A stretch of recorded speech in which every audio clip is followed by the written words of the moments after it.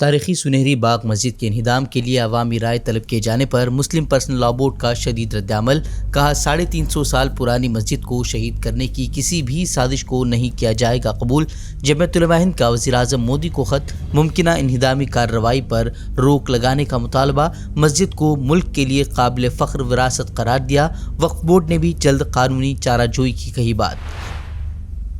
کشمیر کے پونچھ میں عام شہریوں کی ہلاکت کے بعد وزیر داخلہ راجناتھ سنگھ کا دورہ۔ فوج سے خطاب کرتے ہوئے ہم وطنوں کو تکلیف دینے والی غلطیوں کو نہ دہرانے کی دی ہدایت۔ کہا آپ ملک کے محافظ ہیں تو آپ پر ہم وطنوں کے دل جیتنے کی بھی ذمہ داری۔ گزشتہ دنوں 8 عام شہریوں کے ساتھ بہیمانہ تشدد کی ویڈیو ہوئی تھی وائرل۔ 3 کشمیریوں کی لاشیں بھی ہوئی تھی برآمد۔ اہل خانہ نے تشدد کا فوج پر لگایا تھا الزام۔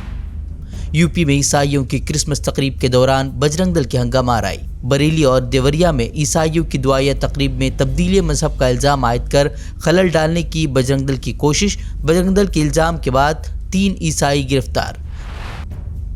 مہاراشٹر میں مدارس کو بند کرنے کی مانگ کے درمیان بی جے پی حکومت کا یو ٹرن۔ رجسٹرڈ مدارس کی جدید کاری کے لیے 10-10 لاکھ روپے امدادی رقم جاری کرنے کا کیا اعلان۔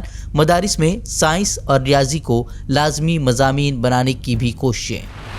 کانگریس کا راہل گاندھی کی قیادت میں بھارت نیائے یاترا نکالنے کا فیصلہ۔ منی پور سے 6200 کلومیٹر طے کر کے ممبئی پہنچیں گے راہل گاندھی۔ ملک کے عوام کے لیے معاشی، سماجی اور سیاسی انصاف کی ضرورت اور اہمیت پر دی جائے گی توجہ۔ دہلی میں اسرائیلی سفارت خانے کے قریب دھماکے کی خبر نے مچا دی ہلچل۔ موقع پر پہنچی پولیس کو ملا ایک خط، مزید تفتیش جاری۔ کشمیر میں ایک اور علیحدگی پسند تنظیم پر پابندی عائد، جیل میں قید۔ علیحدگی پسند رہنما مسرت عالم بٹ کی تنظیم مسلم لیگ جموں کشمیر UAPA کے تحت غیر قانونی قرار، بھارت مخالف سرگرمیاں انجام دینے کا الزام۔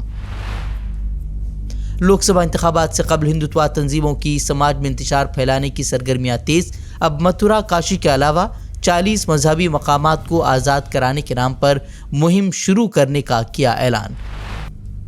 مودی حکومت کی اگنی ویر اسکیم کو لے کر ایک بار پھر راہل گاندھی حملہ آور۔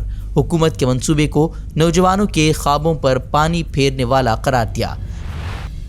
کیرل میں پولٹری فارم کے آڑ میں غیر قانونی شراب کا دھندا کرنے والا BJP لیڈر گرفتار۔ پولیس کی کارروائی میں خفیہ کمرے سے غیر قانونی شراب کی 14,000 بوتلیں برآمد۔ پاکستان میں PTI کی مشکلیں کم ہونے کا نہیں لے رہی نام۔ PTI رہنما شاہ محمود قریشی سائفر کیس میں رہا ہوتے ہی پھر سے گرفتار۔ سپریم کورٹ کے حکومت کا مذاق اڑانے کا PTI نے لگایا الزام۔ غزہ میں اسرائیلی بمباری کا خوفناک دور جاری۔ گزشتہ 24 گھنٹوں میں 100 سے زائد حملوں میں مزید 250 فلسطینی شہید۔ مجموعی شہداء کی تعداد 21,000 سے تجاوز۔ اسرائیل میں نتن یاہو کے خلاف شدید برہمی، خفیہ ایجنسی موساد سے بھی اختلافات کی رپورٹیں۔ یرغمالیوں کے اہل خانہ نے اپنوں کی واپسی کے لیے مذاکرات پر دیا زور۔ اپوزیشن لیڈروں نے استعفے کا کیا مطالبہ۔ دنیا بھر سے جنگ بندی کے دباؤ کے باوجود امریکہ کی حمایت میں اسرائیلی وزیر اعظم کا حملے جاری رکھنے پر اصرار۔